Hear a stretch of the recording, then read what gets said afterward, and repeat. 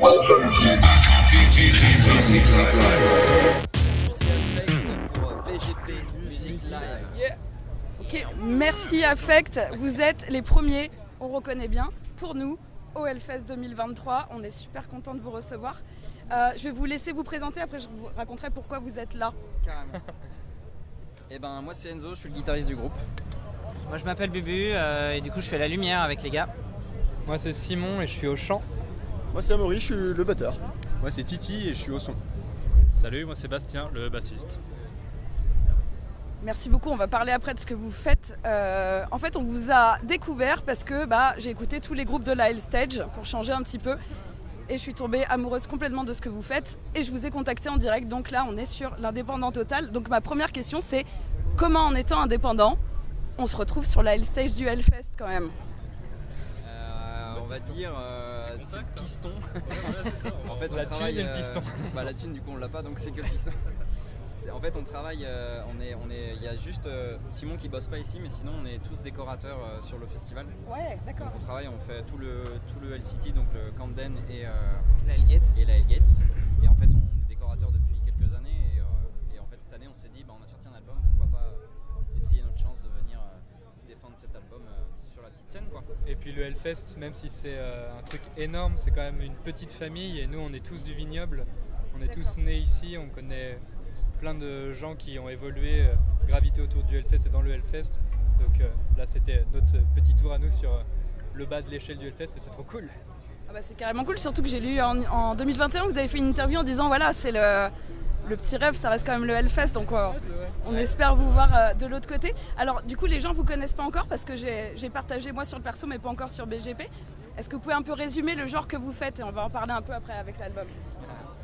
C'est toujours difficile. Ah ouais c'est clair, surtout que vous avez vachement changé entre temps. Le genre, je ne serais pas le meilleur pour expliquer le genre, c'est vraiment une grande question qu'on se pose depuis le début, le genre, nos styles, parce qu'on a tellement d'influences différentes et d'envies différentes aussi qu'on est un peu pioché partout, donc on peut se définir comme hardcore, metalcore, rap français, un mélange des trois en tout cas. Fusion hardcore aussi, on aime bien ce terme.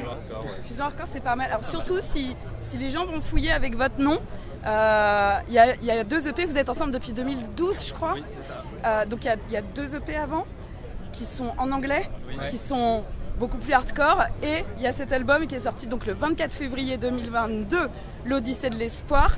Qu'est-ce qui s'est passé entre les EP et l'album pour faire ce virage vraiment? La dépression. En fait cet album il a été écrit pendant le Covid. Avant qu'on écrive cet album on se demandait ce qu'on allait pouvoir bien faire, si on allait continuer. C'était une période un peu compliquée, accentuée par l'isolement dû au Covid, et je crois que c'était un besoin de faire péter les freins de la peur et les barrières. On a eu très envie de chanter dans notre langue, de parler de messages qui nous touchent. C'est un album très personnel qui est peut-être plus difficile du coup à défendre en live, qui est très agréable à écouter dans la voiture, en tout cas j'espère, et très personnel aussi parce que finalement c'était plus facile de parler de soi pour parler des autres, parce que on est tous plus ou moins pareils, on partage vraiment les galères du commun. Et donc c'était un premier album vraiment sur ça, où on a essayé de ne pas figer les choses. Comme disait Bastien, on a beaucoup d'influence et on a envie de continuer à chercher notre musique entre nous et avec les gens. Et je crois que cet album il a permis de voir les limites de ça, mais aussi ses avantages et notre identité qui commence peu à peu à se faire. Et là, on est en préparation d'un nouvel album. C'est peut-être ce soir, c'est peut-être le dernier live de cet album-là, pour aller vers justement un nouvel album qui parlerait plus des autres, qui serait plus créé pour le live, fort des expériences qu'on a vécues avec celui-ci. Oui, parce que vous êtes un groupe de live, hein. Il y a eu énormément de dates avec les EP. D'ailleurs, en parlant de live, donc vous n'êtes pas encore passé, donc on sera avec vous tout à l'heure. Vous avez annoncé la setlist. C'est hyper original. Pourquoi ça vous est venu de dire en avance ce qui allait être joué? En fait, on est vraiment ultra inspiré par un groupe qui s'appelle Where She Sleeps et eux ils le font d'une manière où ils demandent au public plutôt quel morceau ils vont jouer en fait le soir même, et on trouve ça super. Mais le problème c'est que nous, si on demande au public, on va tous se répondre entre nous et puis personne ne va vraiment répondre. Et on se disait que c'était cool que les gens appréhendent un peu le concert, et qu'ils puissent aussi éventuellement apprendre les paroles pour faire un bon dernier concert, et et que ce soit cool. Et puis on aime bien aussi, on va dire, briser le 4e mur, où on aime bien faire rentrer le public dans notre composition, dans nos retours. On est hyper touché par les retours qu'on a. Et du coup, c'est important pour nous de dire ce qu'on va faire et que les gens nous disent ah bah celle-là par exemple, faites-la pas parce qu'elle est nulle. On n'a pas eu ça, mais heureusement. On sait pourquoi on est là aujourd'hui et parce que du coup il y a eu ce soutien en fait de n'importe qui en fait, du public. Et du coup l'idée c'était de pouvoir garder en fait cette proximité là qu'on apprécie énormément et puis qu'on défend vachement avec les petits concerts qu'on peut faire. On fait beaucoup de concerts entre copains parce que du coup on kiffe ça quoi, et vraiment avoir un peu cette osmose quoi. Ce qu'on peut rappeler aussi, je ne l'ai pas dit au début, c'est que votre album il a été financé sur une grosse partie sur du crowdfunding, donc vous laissez entendre que vous êtes un peu entre vous, mais ça veut dire que dès le départ il y a quand même un public derrière qui... Parce que quand on dit entre nous, en fait ça comprend ça. Nous on est toujours avec justement les copains techniciens parce qu'on se connaît tous depuis 15 ans ou plus, et dans le public, et juste en face là-bas il y a des copains attablés qui vont nous voir ce soir et tout.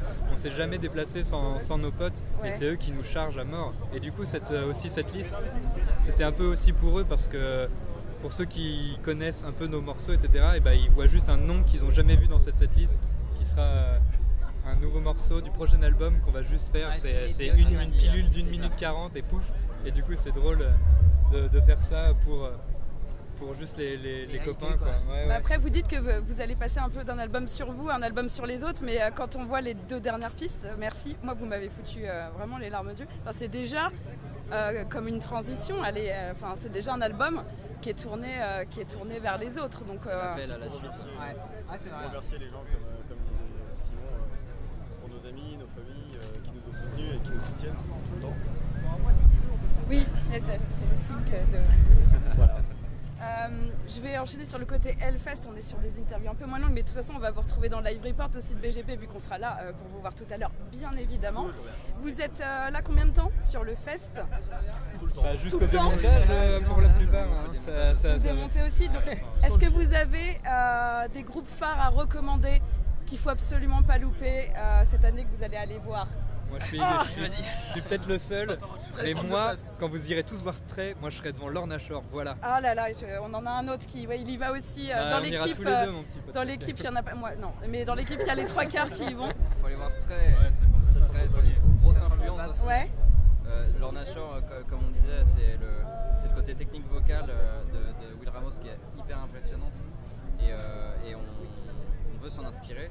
Stray, c'est plutôt le côté musical, tout ce qui dégage aussi, les valeurs qu'ils ont, qui sont hyper... nous on se sent proche d'eux avec ça. Et après il y a plein de groupes, des groupes d'enfants, Sum 41, il y a Architect qui sont passés hier. Énorme, ouais. Mais quand vous irez voir Stray, vous irez voir Drew, et puis vous lui direz qu'en fait c'est des crowdfunders qui attendent toujours un featuring avec lui. C'est vrai qu'on avait faire ça, ouais. Ça peut être le moment.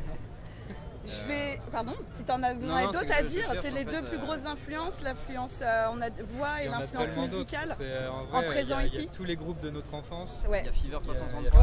Il y a Sum 41, mais il y a aussi toutes les découvertes à faire quoi. Et en rap. Ouais, c'est ça. Ouais. En rap ? En rap, ouais, parce que vous avez parlé du rap. Ah oui. Ouais. Oui, c'est vrai que du coup il y a de plus en plus de multiples influences. Mais c'est ça qui est merveilleux dans ce festival, c'est que des petits aux grands, il y en a vraiment pour tout le monde, et nous qui sommes en tout cas une bande de copains qui écoutent des choses très diverses et variées, on s'échange nos running orders et on va se faire découvrir entre nous des choses, et tous les ans on découvre des trucs, des pépites qui nous servent à nourrir notre nouvelle influence. Ouais, carrément. C'est excellent. Ouais, c'est clair que c'est le vrai atout de ces festivals, et c'est de... Enfin, je vois l'exemple de ce soir, ça finit... À part sur Gogol Bordello, jamais j'aurais pensé. Si vous ne connaissez pas, voilà, une nouvelle influence. Ok, je voilà, donc on se retrouve effectivement sur... et si vous écoutez les EP et l'album, on le ressent vraiment, ce côté influence multiple. Et vous avez déjà votre son, hein, vous disiez tout à l'heure, c'est totalement reconnaissable. Je vais vous laisser le mot de la fin, donc c'est vous qui allez finir. Mais avant, je vous dis vraiment merde pour tout à l'heure. On a vraiment hâte de voir ce que ça donne en live, surtout sur certains titres. Je pense que ça va vraiment envoyer. Bah non, mais merci à vous. Je vous ai contacté directement. J'ai écouté une chanson, je fais là. Donc on vous suivra maintenant sur BGP. On sera évidemment là du coup sur la sortie de votre nouvel album. Trop bien. Et je vous laisse le mot de la fin. Le mot de la fin, merci. En fait, ça va être comme sur l'album, c'est que vraiment, Merci. en tout cas, j'espère que vous aussi, vous êtes conscient du bienfait que vous faites à l'émergence, à la musique émergente.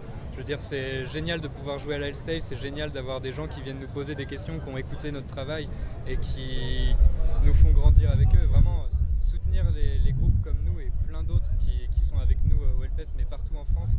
On le dit souvent à chaque concert, soutenir la scène émergente, la scène locale, c'est quelque chose de vraiment fantastique et c'est vraiment aussi grâce à vous. Et pour ça, vraiment, merci énormément.